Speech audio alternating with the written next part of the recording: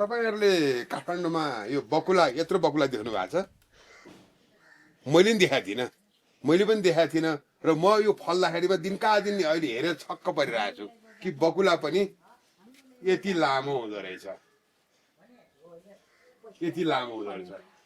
यो चाहिँ यो यसको कस्तो भने कि एकजना मेरो एकजना नाते मामा हुनुहुन्छ, उहाँले क्यानाडाबाट 3 वर्ष जस्तो हो, 3 वर्ष अगाडि चाहिँ एउटा बिउ दिनुभएको थियो। यो बकुला त्यहाँ एकदम एक हातको हुन्छ भनेर मै छक्क परेको थिएँ। र मैले त्यसलाई रोपेँ, पहिलो वर्ष रोपेँ, अलिअलि खाइयो, त्यसपछि त्यसलाई बिउ निकालेँ। दोस्रो वर्ष खासै खाइएन, बिउ चाहिँ जोगाएँ। यो तेस्रो वर्ष त्यसैको बिउको बकुला हो।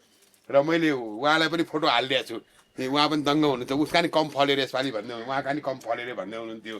त्यस कारणले यो बकुला चाहिँ यसको म यो बेसिकली चाहिँ बिउ जोगाउनलाई राखेको हो। अब यसको बिउ कतिवटा आउँछ, 6वटा बिउ आएको थियो। 6वटा गेडामा चाहिँ एउटा चाहिँ मैले अलग्गै रोपेर यसलाई चाहिँ बिउ जोगाउने हिसाबले गरिरहेको छु। म पनि छक्क छु। यो अब यति यति ठुलो, यति लामो, सबै यत्रो यत्रो हुने हो नि त।